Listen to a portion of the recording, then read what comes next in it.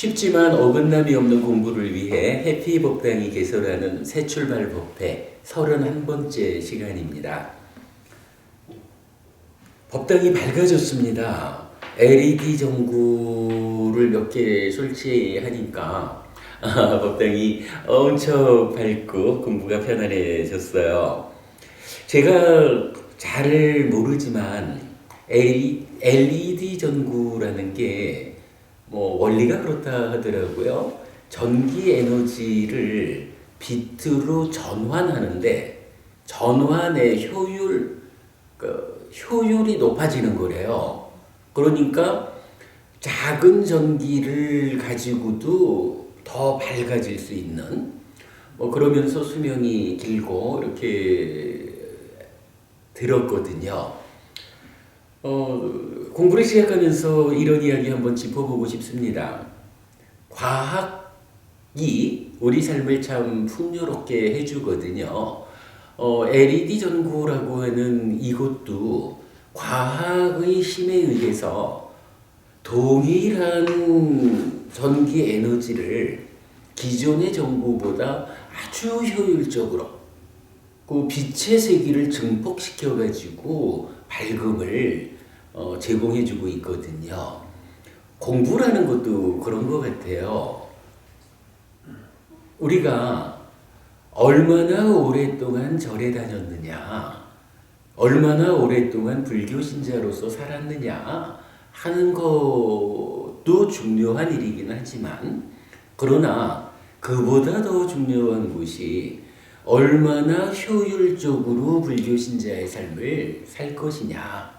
그래서 남들과 동일한 만큼 절에 다니고 불교 신자로 살았는데 그 삶의 결과로 만들어져서 나에게 쌓이는 복이라는 것이, 공덕이라는 것이, 삶을 향상으로 이끄는 힘이라는 것이 얼마나 더 커다랄 것이냐. 표현하자면 불교 신자로서의 삶이 얼마나 효율적일까라는 거가 되겠죠. 사실 우리가 기왕이면 불교 공부를 부처님 살아서 45년간 직접 설하신 이 가르침에 의지해서 공부합시다. 부처님께서 살아서 직접 설하신 이 가르침을 근거로 불교 신자로서의 삶을 실천합시다 라고 하는 것도 사실은 한 가지 이유가 아닐까 싶어요.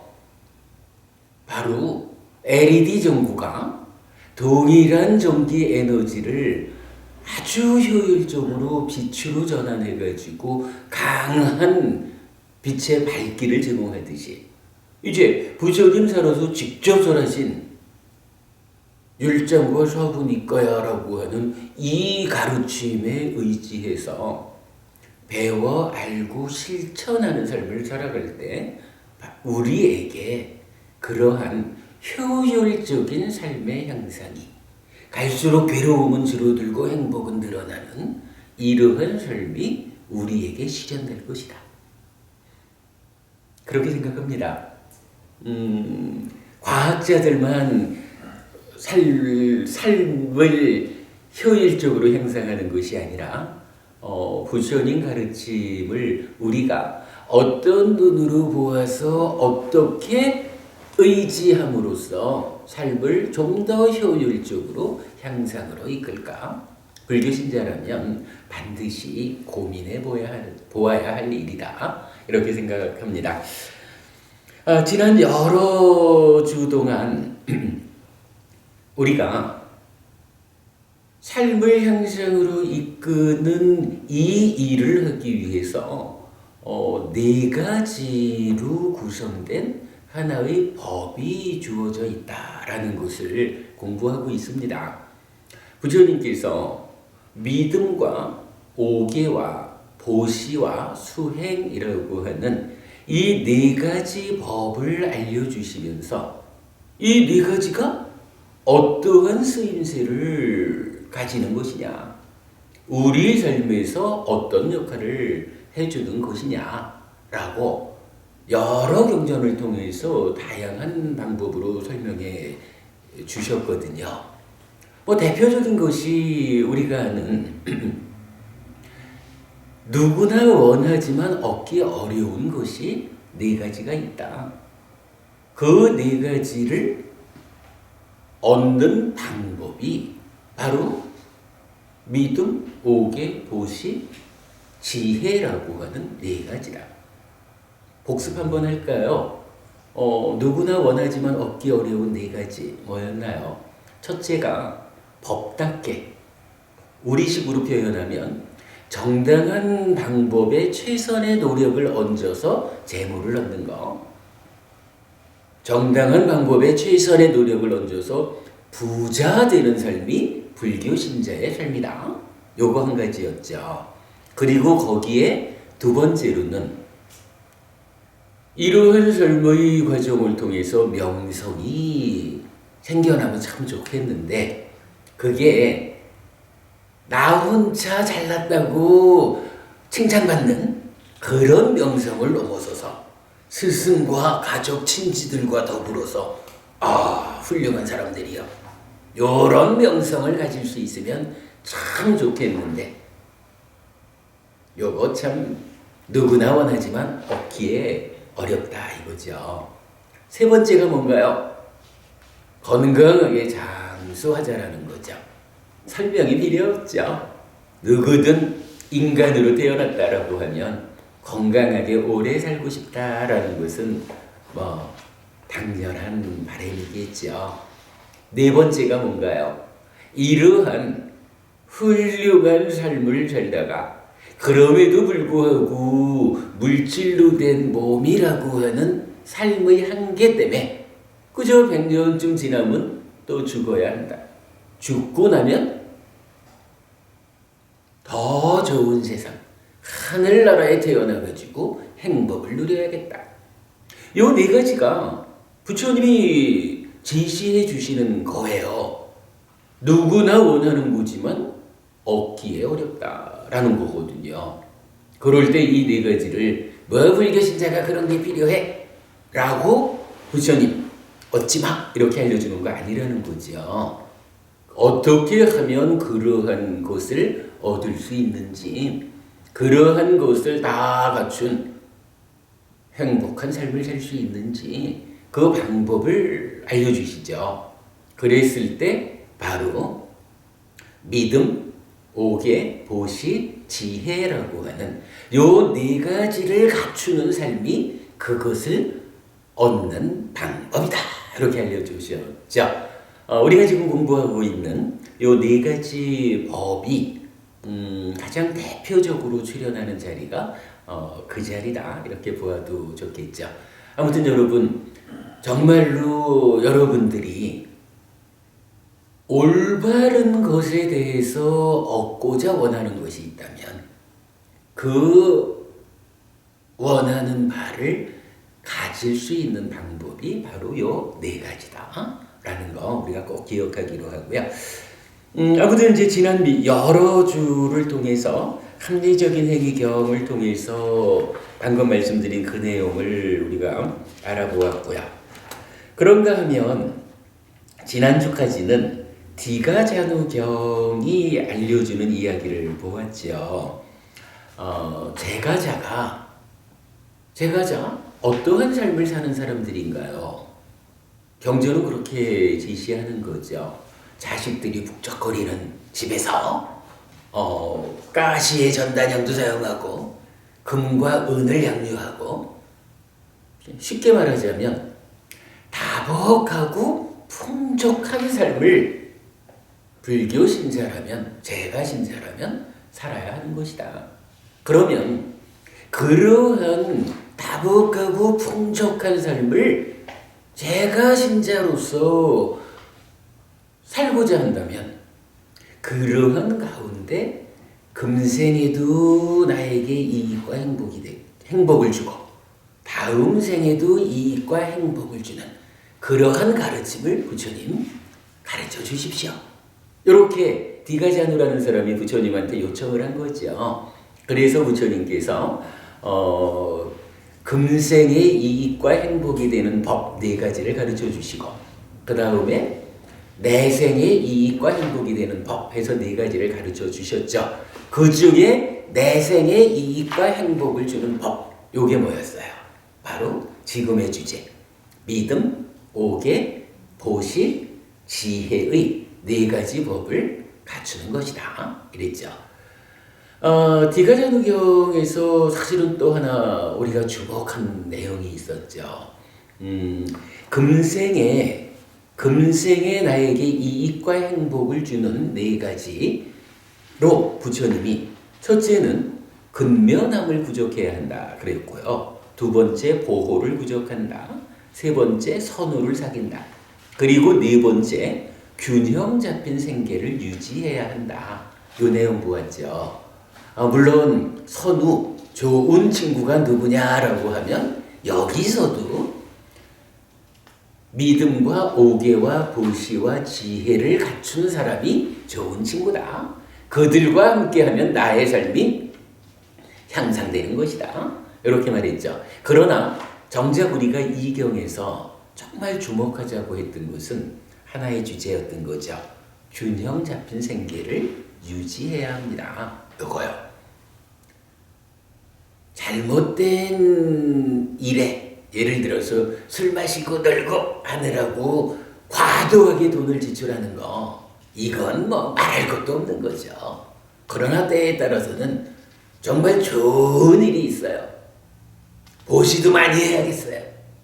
그렇다고 해도 나의 수입과 지출의 관계를, 이만큼 수입이 있으니 이만큼은 지금의 삶을 위해서 쓰고, 이만큼은 보시를 하기 위해서 쓰고, 이만큼은 미래를 대비하기 위해서 쓰고 저축을 하고, 뭐 이런 가운데의 삶의 균형이 있어야, 균형 잡힌 생계가 유지되어야, 젊어서 열심히 재밌게 놀았더니 노후 대비가 안 돼가지고 사는 게 어려워, 이런 일을 우리가 겪지 않을 수 있는 거죠. 저는 디가자누경에서 정말 가장 중요한 표현을 이렇게 봐요. 균형 잡힌 생계를 유지하는 것이 금생에 나에게 이익과 행복을 주는 것이다 라고 부처님 알려주신 거죠.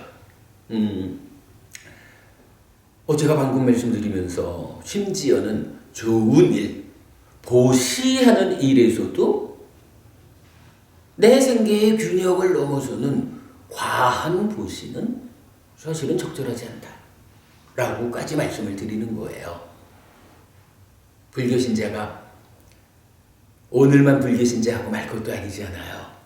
오늘 보시하고 싶은 마음이 굴뚝같이 일어나도, 그러나 균형 잡힌 생계라는 이 범위 안에서 적절하게 보시할 수 있어야 1년이 지나고 10년이 지나고 30년이 지나는 그때 가서는 정말로 균형 잡힌 생계가 주는 그 힘에 의해서 그때는 더 많은 보시를 하고자 해도 생계의 균형을 넘어서지 않아. 이러한 삶을 만들어가는 것이 사실은 적절한 불교신자죠. 그죠? 아무리 좋은 일이라 해도 정도를 넘어서지 않아야겠다라는 부분까지 말씀드리고 싶어요.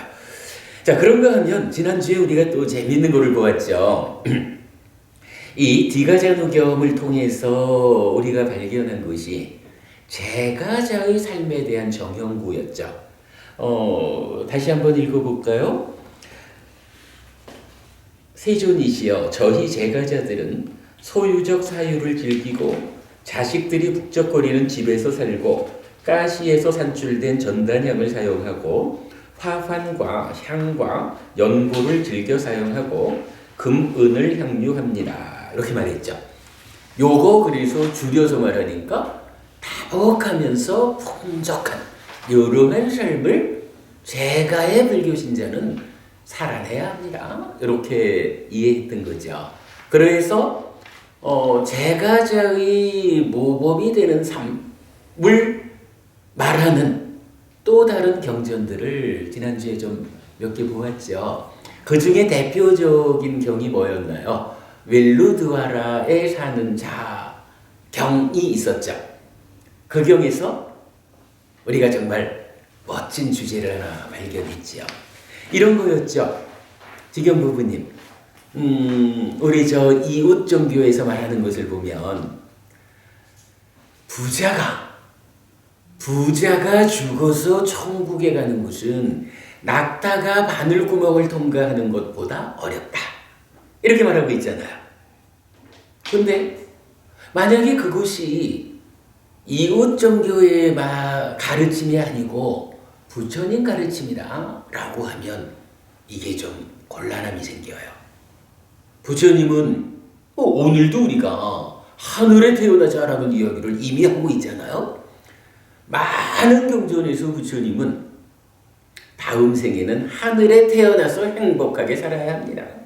하늘에 태어나서 행복하게 사는 가운데 이어지는 공부를 통해 가지고 해탈로 나아가야 합니다. 이렇게 알려주잖아요. 근데 만약에 바로 그 하늘에 태어나는 일이 이렇게 다복하고 풍족한 삶을 사는 부자에게는 정말로 낙타가 바늘구멍을 통과하는 것보다 어려운 그런 확률로 이루어지는 거라면 하늘나라에 태어나려면 어떻게 해야 되나요? 부자가 되면 안 되잖아요. 그죠? 세영부부님 그게 맞는 말이죠. 그래서 우리가 부처님이 하늘에 태어나야 한다라고 권장하실 때는 무언가 그렇게 어려운 확률이 아니라 일상의 삶을 통해 가지고 하늘에 태어날 수 있는 가르침이 부처님에 의해서 주어졌겠구나. 이 부분을 생각할 수 있잖아요. 웰루드와라에 사는 자 경에서 바로 그 이야기가 나오죠. 웰루드와라에 사는 장자들이 글쎄 어찌 보면 장자 이러니까 지금으로 보면 뭐 부자죠, 뭐 기업가라 할 수도 있고 하여간 아주 그 부자로 사는 사람들이죠, 장자가. 그러니까 이미 장자니까 금생의 부자로 사는 일은 확보가 되었다 이렇게 말할까요? 그런 상태에서 부처님한테 질문을 하잖아요. 그러면 부처님, 우리가 이렇게 제가자의 정형고 그대로죠. 다복하고도 풍족한 삶을 금생에 살고도 그러고도 다음 생에 하늘나라에 태어나는 방법을 가르쳐 주십시오. 이렇게 질문을 했던 거죠. 그랬을 때 부처님이 만약에 이게 정말로 부자한테는 그렇게 어려운 일이라면 부처님이 그 답변하기가 좀 곤란하셨을 거예요. 그런데 불교 신자가 이 참 말하면 교리적인 우월성이고 우리 삶을 향상으로 이끌기 위한 적절한 방법이 바르게 제시되어 있는 그 가운데 불교 신자로서의 신행을 할 수 있다라는 이게 시작하면서 말한 거지만요. LED 전구가 전기 에너지를 효율적으로 빛으로 바꾸듯이 부처님께서 살아서 45년간 직접 설하신 이 가르침에 의지해서 우리가 신행을 한다면 이러한 일들이 아주 효율적으로 이루어질 수 있다라는 것을 사실은 이런 경전에서도 우리가 확인할 수 있는 거예요. 부처님 이렇게 말씀하시잖아요. 그래, 부자로 살다가도 죽은 다음에 하늘에 태어나는 법 내가 가르쳐 줄게. 이거죠. 그리고 어떻게 가르쳐 주나요? 뭐 우리가 뭐 불교 신자가 뭐 누구나 다 신구의 삼업이 있고 그거를 좀 확장하면 몸으로 짓는 업 3가지, 말로 짓는 업 4가지, 마음으로 짓는 업 3가지 이래가지고 10업이 있다.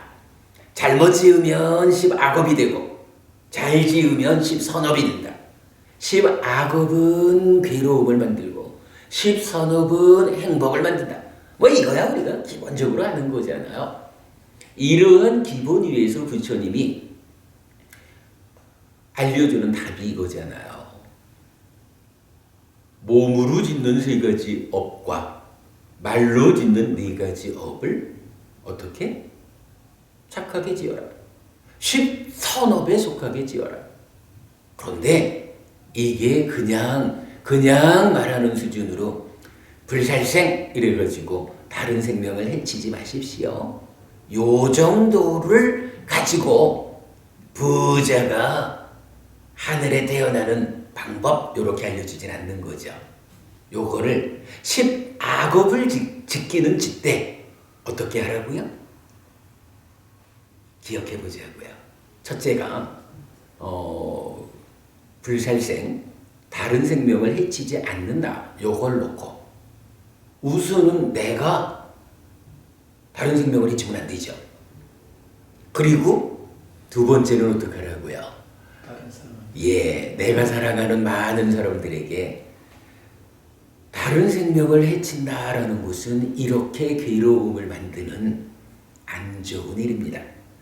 다른 생명을 해치지 않는 것, 다른 생명을 도와서 살리는 것, 이러한 일이야말로 그대의 삶을 행복으로 이끕니다.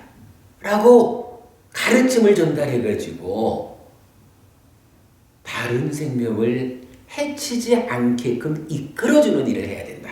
이렇게 말하는 거죠. 나도 해치지 않아야 되고 다른 사람들도 해치지 않을 수 있도록 이끌어주는 것. 하나가 더 있었죠. 기억하시나요? 행했을 때 칭찬해. 그렇죠. 참 잘했어요. 도장 찍어주라는 거죠. 이렇게 몸으로 하는 세 가지 선업과 말로 하는 네 가지 선업에 대해서 달리 말하면 불살생, 불투도, 불사음, 불망어, 불량설, 불악구, 불기여 요 7가지죠. 요 7가지 업에 대해서 나도 선업을 짓고 다른 사람들도 선업을 짓도록 이끌고 그리고 다른 사람이 잘 이끌려서 선업을 실천하면 그때 칭찬하라. 요 3가지를 7가지로 실천하는 거. 요게 뭐예요?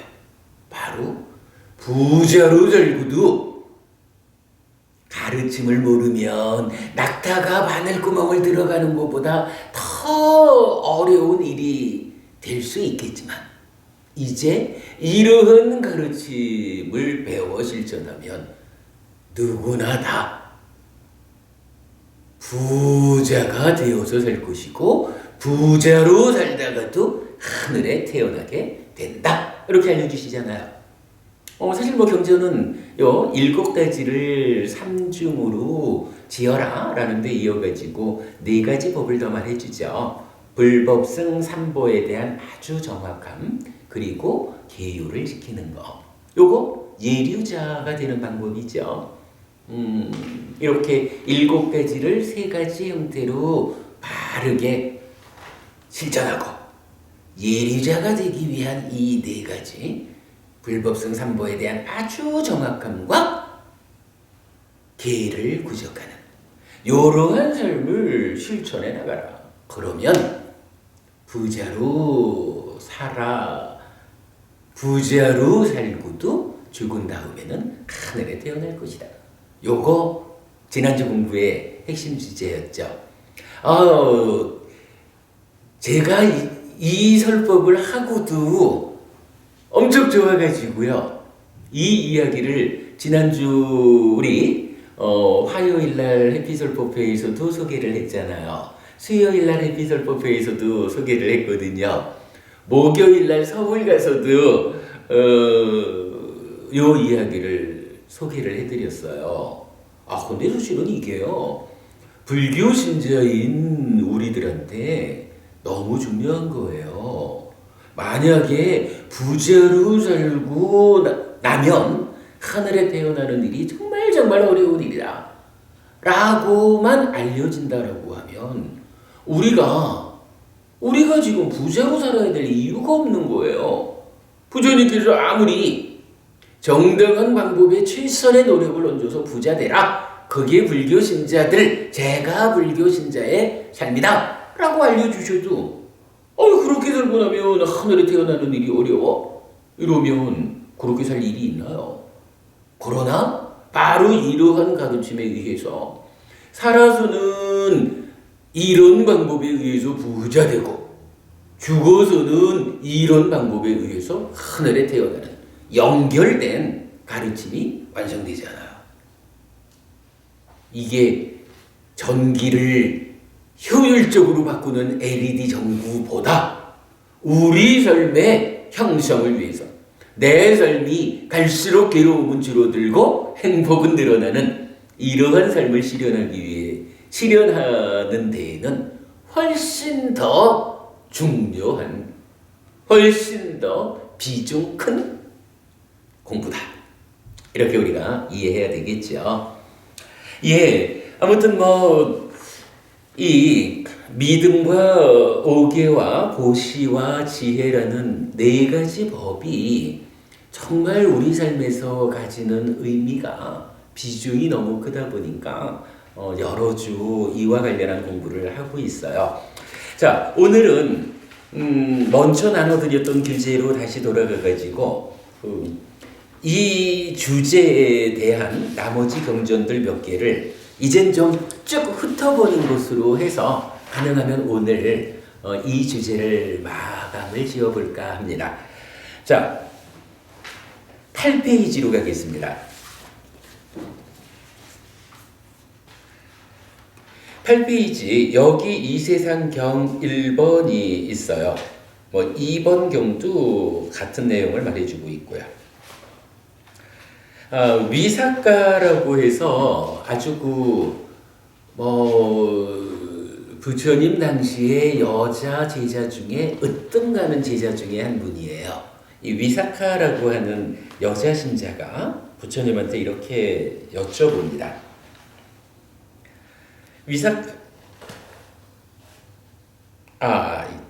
여쭤본 게 아니라 부처님이 말을 해주십니다.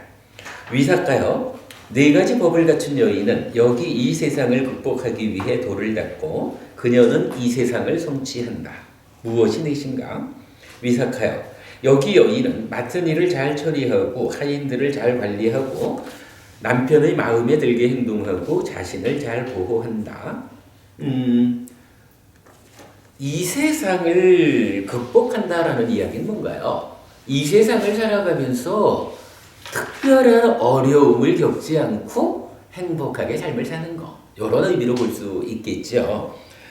일단은 이제 부처님께서 위사카에게 이 세상을 극복하기 위한 방법에서 네 가지를 알려주셔요. 근데 요거는 우리가 이렇게 볼 필요가 있어요. 위사카라고 하는 이 여자 제자가 당시 인도에서 숫자로는 잘 모르지만 표현하자면 내노라는 첫째, 둘째가는 이런 부잣집 만화님이거든요. 그래서 경전에 보면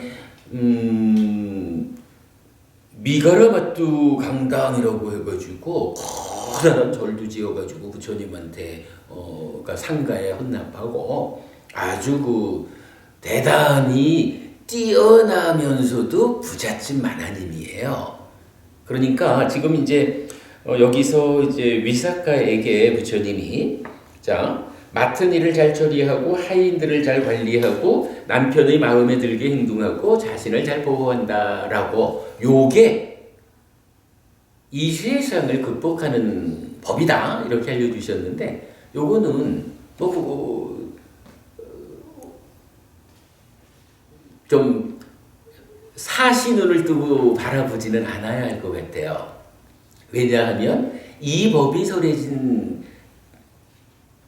조건이 뭔가요? 2600년 전 인도 사회라는 거고 그 주인공이 누구냐 하면 내노르는 부잣집 만화님이에요. 그러니까 그런 사람을 대상으로 그 사람이 가진 조건에 합당한 그런 가르침을 설해 주신 거기 때문에 하인 없는 사람은 어떡하라고? 이런 식으로 사시눈을 뜨고 바라보지는 않아야겠다라는 거 일단 말씀드려요. 자, 그런가 하면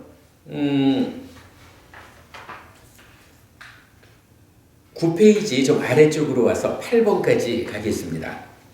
위삭하여 네 가지 법을 갖춘 여인은 다음 세상을 극복하기 위해 도를 닦고 그녀는 다음 세상을 성취한다. 무엇이 넷인가? 위삭하여 여기 여인은 믿음을 부족하고 계를 부족하고 보시를 부족하고 지혜를 부족한다라고 했어요. 그러니까 뭐죠? 이 세상을 극복하자, 즉 살아있는 동안의 삶의 향상, 행복, 이 부분에 대해서는 따로 그 법을 가르쳐 주셨는데, 이제 다음 세상을 극복하자, 다음 세상이 나에게 괴로운 삶으로 닥쳐오지 않도록끔 감당하자, 요 얘기잖아요. 이래 그 면에서 이제 다시 믿음과 오계와 보시와 지혜를 부족한다라는 네 가지 법을 제시하고 있어요. 요거 우리 앞에 디가자누경에서 다음 세상의 이익과 행복을 위한 법으로 네 가지가 제시된 것과 동일한 개념이죠.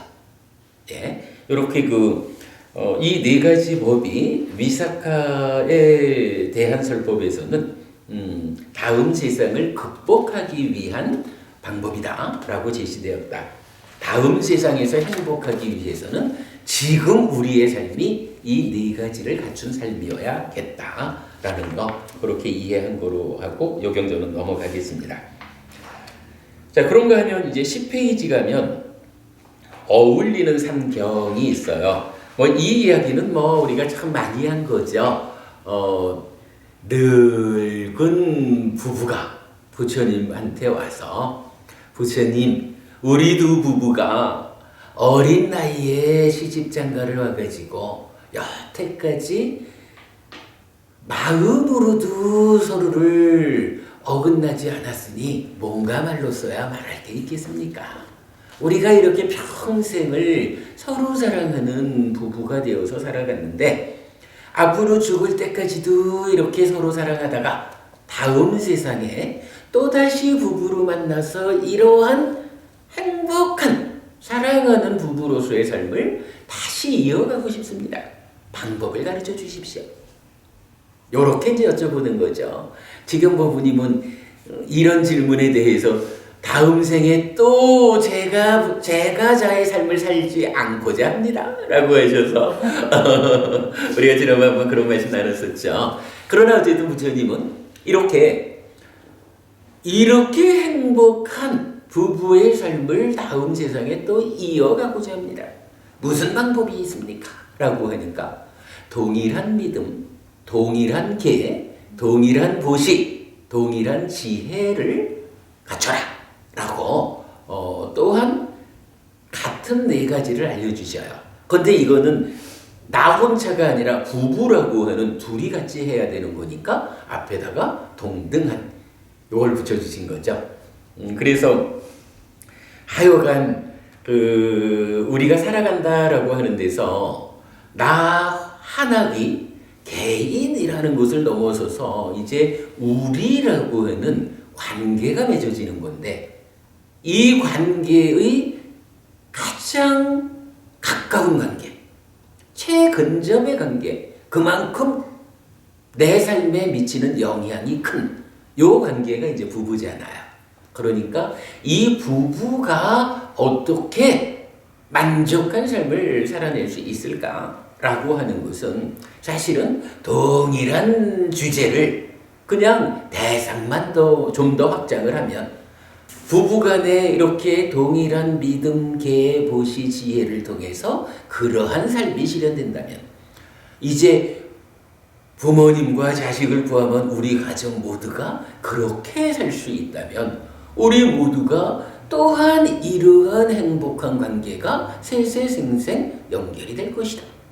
내 친구들과 내 친척들과 많은 사람들에게로 이러한 관계의 폭을 동일한 방법 가운데 넓혀가면 세세생생이 나의 삶이 그렇게 많은 사람들과의 행복한 관계가 유지되는 그러한 삶을 살 수 있겠다. 이렇게까지 우리가 좀 확대 해석을 해봐도 되겠죠. 어쨌든 어울리는 삶의 경에서 기존에 나 혼자의 문제를 넘어서서 우리라고 하는 관계에 대한 동일한 개념이 적용되었다라는 것을 보았습니다.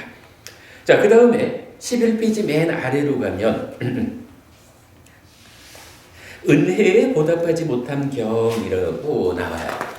넘어가면 비구들이여 두 사람의 은혜에 대해서는 쉽게 보답할 수 없다고 나는 말한다. 어떤 사람이 둘인가? 부모님이다. 비구들이여 수명이 100년인 때에 태어나 100년 동안 살면서 내내 한쪽 어깨에 어머니를 태우고 다른 한쪽 어깨에 아버지를 태워드리더라도 향을 뿌리고 안마를 해드리고 목욕시켜드리고 몸을 문질러 드리면서 봉양을 하더라도 대소변을 받아내더라도 그들은 부모님의 은혜에 보답하지 못한다. 비구들이여 어떤 사람이 그의 부모님을 비록 칠보가 가득한 큰 대지를 통치하는 최고의 왕위에 모시더라도 부모님의 은혜에 보답하지 못한다. 그것은 무슨 이유 때문인가? 비구들이여 부모는 참으로 자식들에게 많은 것을 하나니 자식들을 키워주고 먹여주고 이 세상을 가르쳐주기 때문이다. 이랬어요. 사실 이제 불교 안에 부모님 은혜와 관련해서 잘 알려진 경전이 있죠. 부모 은중경. 그런데 이제 좀 아쉽게도 이제 공부하는 사람들은 다 아는 이야기죠. 이 부모 은중경이 부처님에 의해서 직접 설해진 경전은 아니죠. 특히 이제 중국에 와서 중국의 효 사상과 연결되어 가지고 만들어진 경전이다라는 것은 우리가 이제 다 아는 이야기죠.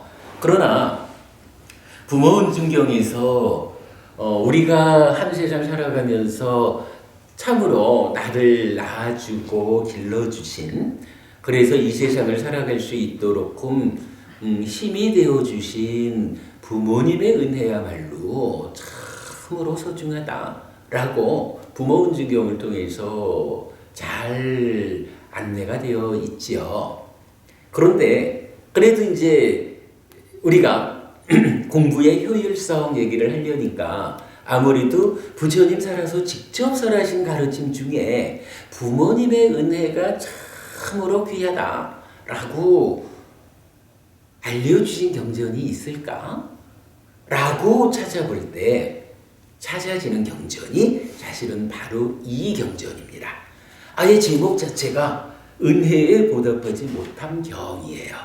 두 분 부모님에 대해서는 그 은혜가 얼마나 큰지 자 이렇게 말하잖아요. 아예 칠보가 가득한 큰 대지를 통치하는 최고의 왕으로 우리 부모님을 모신다 해도 그게 은혜를 다 갚을 수 있는 일이 아니요. 이렇게 말하시잖아요.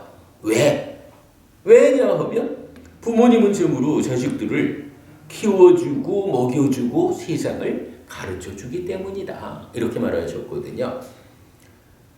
아무튼 부모 은중경까지 우리가 접근하지 않더라도 이미 부처님께서 살아서 45년 동안 많은 사람들에게 법을 설하실 때 그때 이미 부모님 은혜라는 것은 이렇게 큰 것이다.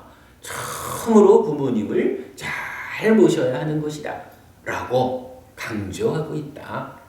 불교 안에 효라는 것이 얼마나 중요한 개념으로 포함되어 있느냐 하는 것을 이 경전이 잘 알려주고 있다. 이렇게 보면 좋겠어요. 자, 이 경전에서 그리고 또 한 가지 재밌는 게 보여요. 방금 보니까 그랬어요. 왜 부모님이 이렇게 은혜가 크실까라고 하니 키워주고 먹여주고 세상을 가르쳐준대. 회경부부님 뭔가 하나 좀 빠진 것 같지 않아요? 뭐가 빠졌을까? 사랑으로. 낳아주고. 그죠? 낳아주고가 예. 빠졌어. 예. 기본적으로 부모님 하면 참 나실제 괴로움 다 잊으시고 이래 나가는 건데, 아니 부처님 이경에서 부모님의 은혜가 얼마나 큰지를 말씀하시면서 왜 낳아준 말씀을 안 하셨을까? 모르겠어요. 뭐 그건 모르겠어요. 하여간 경전은 그 얘기를 안 담고 있어요. 그래가지고 이 부분을 좀 다른 쪽으로 한번 접근을 해보지요. 뭐. 사실은 부모님이, 혜경 부모님, 네. 낳아주지 않은 부모도 있죠.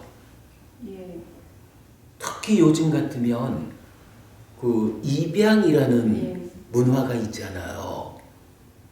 여러 가지 형편에 의해서 뭐 아이의 어려움 때문에 입양이 될 수도 있고, 때로는 부모가 아이를 낳을 수 없어서 입양을 할 수도 있고, 그러하지만 어쨌든 가족이 형성된다, 부모 자식 관계가 생겨난다라고 하는 것은 따지면 꼭 내 배 아파서 낳았어 라는 요 한 가지 경우만 있는 건 아니에요.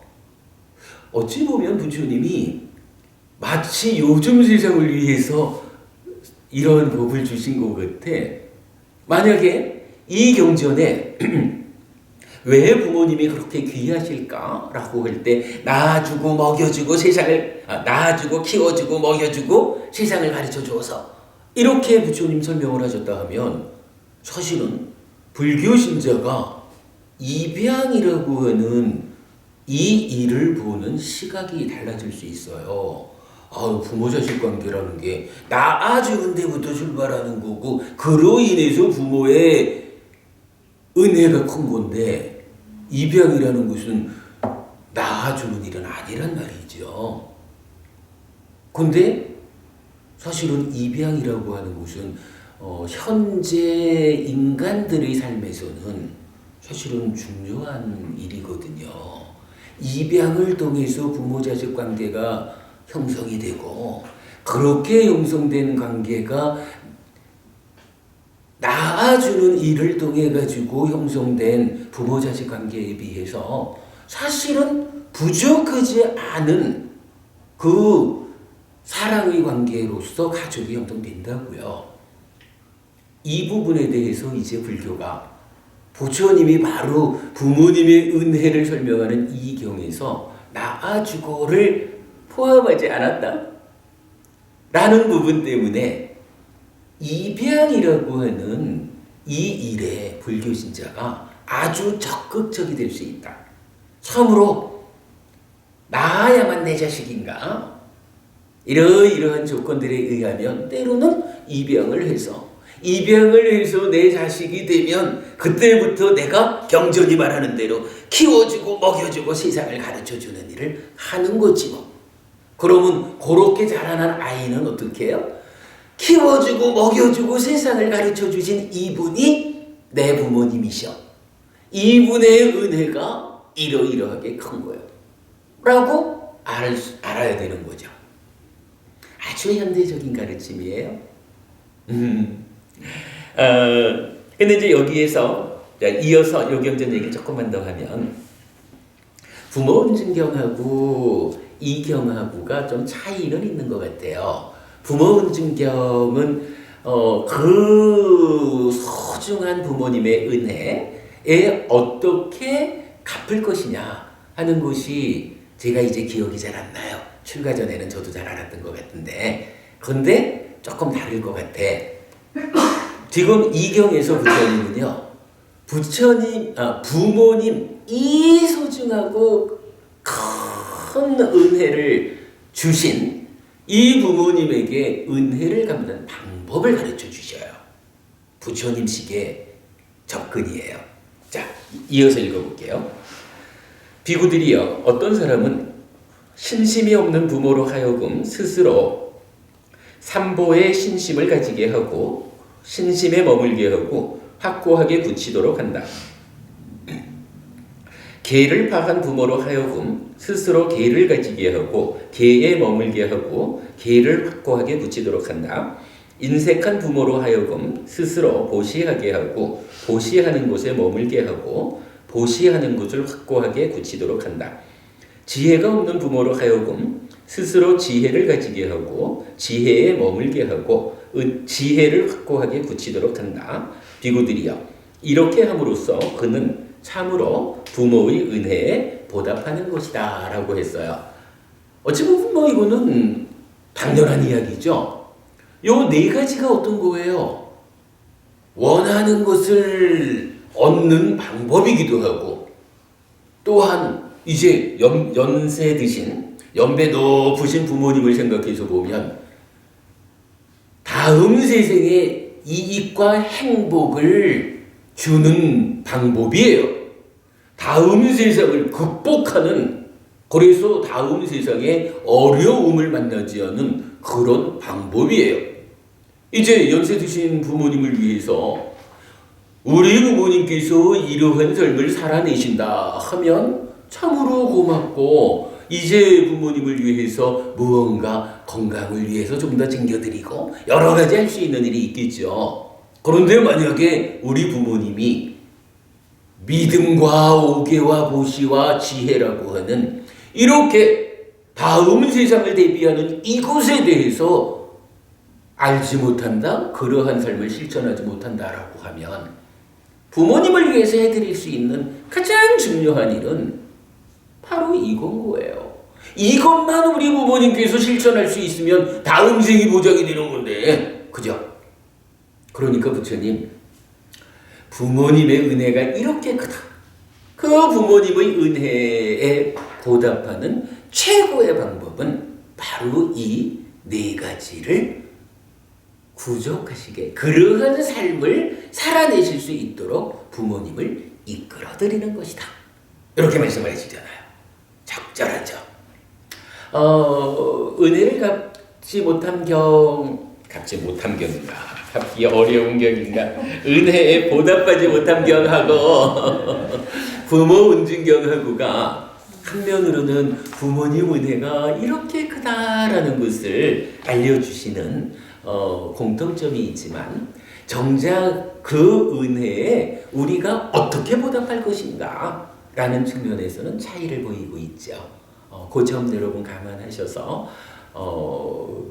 글쎄 뭐 부모님께서 돌아가신 부모님들께서야 참 뭐 가슴 아픈 일이지만, 돌아가신 부모님을 위해서 내가 어떤 일을 할 수 있을까라는 것은 우리 잔우선이경 통해서 딸로 배웠죠. 그대로 실천을 해야 할 거고, 아직 부모님께서 살아계시다라고 하면 우리 부모님을 위해서 내가 할 수 있는 일이 무엇일까라는 데 대한 명확한 기준을 오늘 가지게 되었다라는 부분 말씀드리고 싶어요. 오늘 이 주제 마무리 지으려고 그랬는데 못했네요.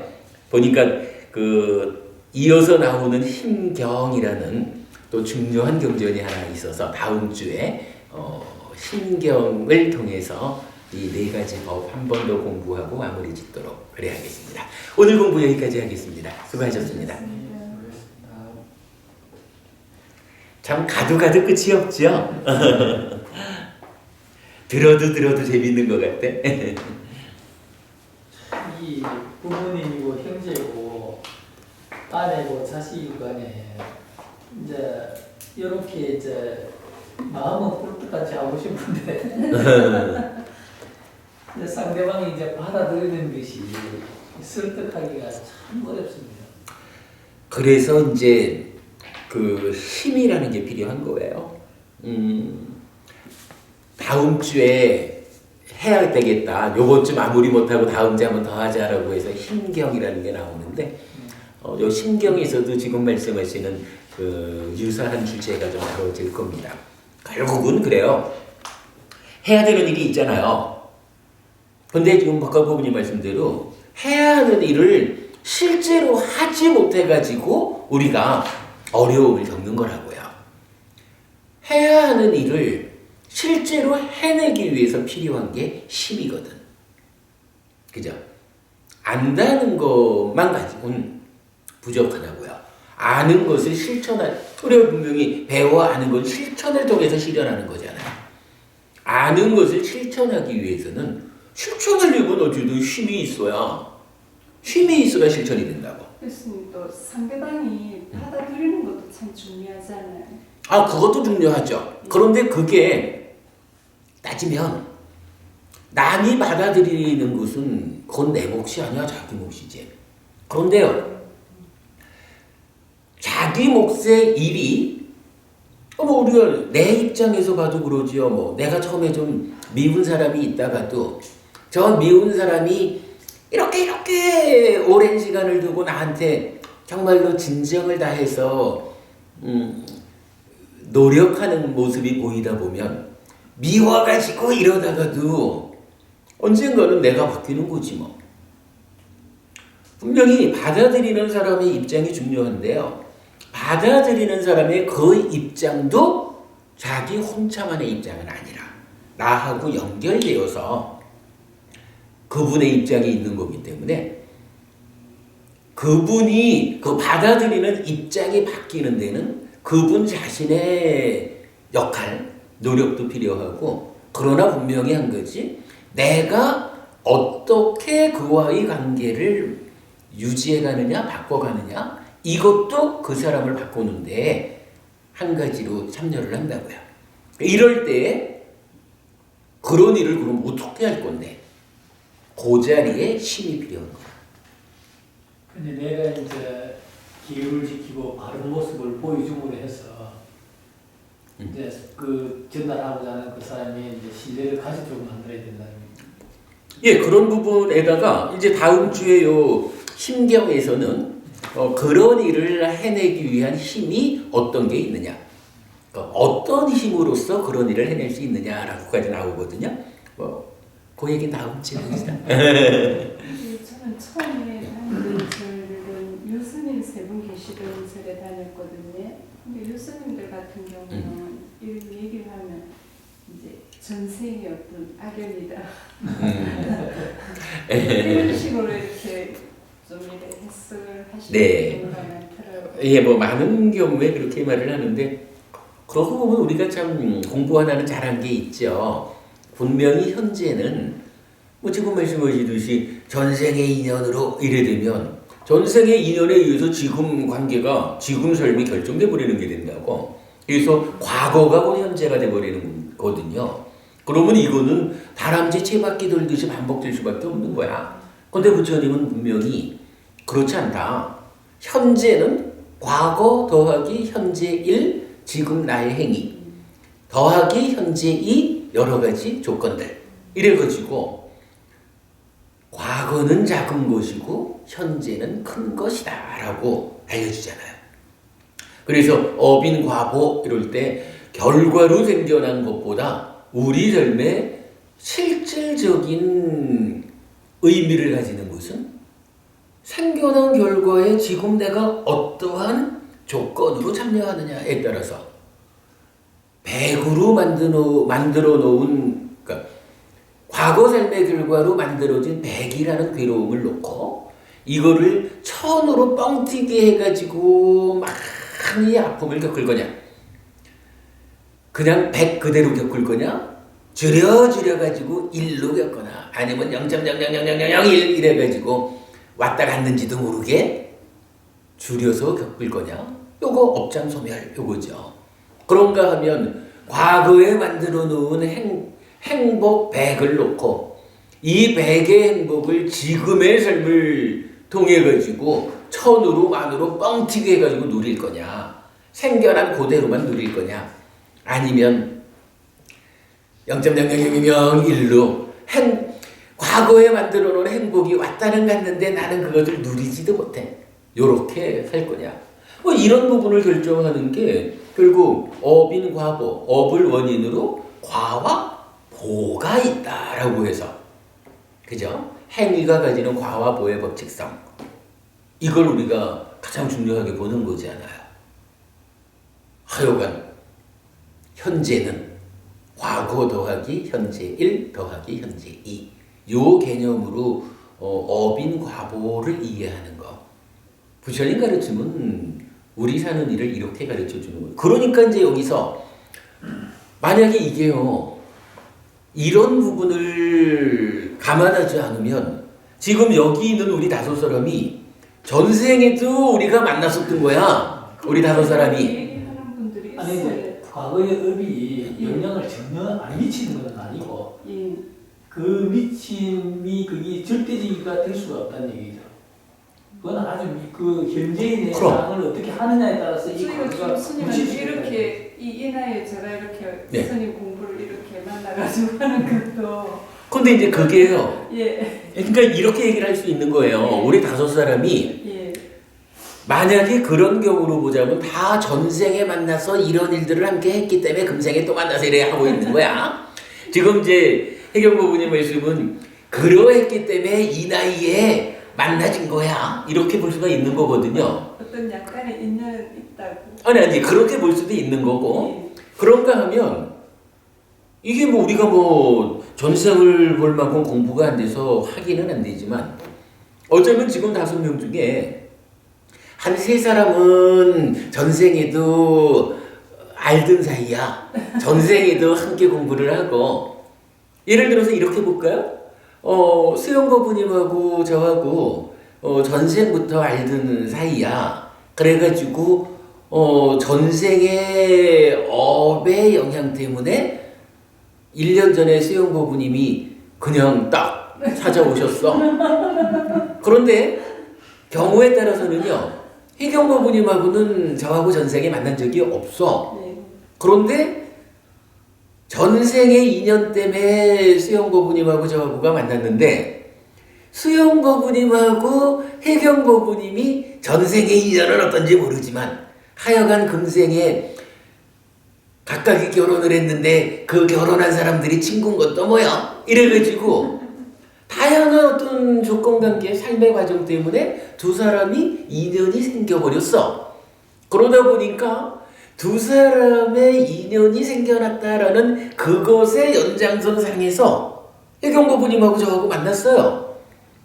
그러면 자 이제 이건 사실 모르는 거야. 해경거부님하고 저하고가 전생의 인연의 연장선상에서 이제 또 만나가지고 공부를 하는 건지 우리가 전생에는 아직까지 만나지 못했었는데 수영거부님하고 해피스님하고의 전생의 인연에 의해서 만나진 이 연장선상에 하필 수영거부님하고 해경거부님의 인연이 연결되어 있는 거요. 이래가지고 전혀 새로운 인연관계가 해경거부님하고 해피스님 관계에 금생에 새로 생겨날 수도 있겠죠. 만약 이런 경우가 없다 그러면 그야말로 동일한 사람들이 마치 소설 쓰듯이 살아가는 거지 뭐. 근데 부처님 가르침에 의하면 분명히 이렇게 새로운 인연관계라는 것을 우리가 알 수 있잖아요. 이러므로서 어떤 일이 생겨요? 우리의 삶에 인연의 영역이 커지잖아요. 예를 들어서 전생까지는 우리 4 사람밖에는 모르는 관계였어. 근데 금생에 해경거부님이 딱 보태져가지고 5이 됐어. 다음 생에는 거기에 5이 또 만났는데 해경거부님하고 그때 또 어떤 인연관계에 있는 다른 사람이 또 왔어. 그러면 다음 생에는 6으로 늘어나겠죠. 이렇게 우리 삶의 영역이 인연관계가 확장되어 간다고 보는 것이 옳겠죠. 부처님은 이 업인과보 결국 인과라고 해서 결과만을 말하지는 않는단 말이에요. 부처님은 결과라는 것은 분명히 지금 우리의 삶과 지금의 다른 조건들이 함께 작용해가지고 현실적인 경험, 보라는 것을 우리한테 주잖아요. 결국은 이러한 관계가 내 삶의 영역이 확장되는 이것을 말해주는 거죠. 이거를 배제하고는 사실은 불교가 설 수 없죠. 그러니까요. 이 지구상에 많은 사람들, 이 많은 나라 국가 중에서도 저희가 이렇게 이 자리에서 같이 공부를 할 수 있다는 것도 그지? 좋은 일이죠. 예. 일단은 공통 분모가 생겼습니다. 예. 대승에서는 보면 그 과거의 그 인연을 비중을 대단히 많이 되게 주거든요. 많이 줘요. 예. 저도 그렇게 알았는데 예. 실질적으로 정확히 알고 보니까 음. 그 과거의 연이 영향을 전혀 미치지 않는 것은 아니지만 현재 생활 현세에서 자기가 어떻게 하느냐에 따라서 그 영향이 오히려 절대적으로 커질 수도 있고 뭐 전혀 뭐 영향 못 느낄 정도로 미칠 수도 있고. 어쨌든 부처님 가르침에 의하면 몇 가지 조건 관계, 뭐 과거든 현재 일이든 현재 이든 이런 것 중에 가장 강력한 조건을 차지하는 것은 현재의 내 업이라는 거잖아. 예. 물론 뭐 때에 따라서는 최선의 노력을 통해서도 감당할 수 없는 인간이 겪어야 하는 어떤 뭐 서해 바다에서 배가 침몰했다든가 뭐 이런 조건 관계가 있을 수도 있지만 그러나 그러할 때도 어떻게 세상을 보느냐에 따라서 그걸 극복할 수 있잖아요. 가장 중요한 거는 지금 나의 삶인 거예요. 근데 대승에서는 하여튼 전생을 많이 연결시켰거든요. 비중이 진짜 많이 들어갔어요. 그렇죠. 좀 그러기는 한데 일단은 뭐 부처님 가르침의 맥락은 그렇게 보는 게 옳은 거죠. 다 바늘 분쟁을 더하기 힘들 만큼 힘들어도 부자랑 살아갔으면 좋겠어요. 저도 부자로 살면서도 할 수 있대잖아. 근데 왜 다른 종교에서 그 소리를 하느냐면 부자로 준 거는 그만큼 당신이 더 많이 베풀고 이렇게 써야 된다고 줬는데 그거를 그렇게 되게 생각이 되죠. 예, 안 할 때 이제 정말 낙타가 그렇죠. 그것도 싫어하더라고요. 뭐 그렇게 해야 맞겠죠. 뭐. 예. 다만 이제 우리가 굳이 말을 하자면 그러한 상황에서 이제 부처님은 그 상황을 극복할 수 있는 방법을 직접 알려주셨다. 요 개념으로 보면 되겠죠. 그래도 오늘 공부가 재미는 있었던 것 같아요.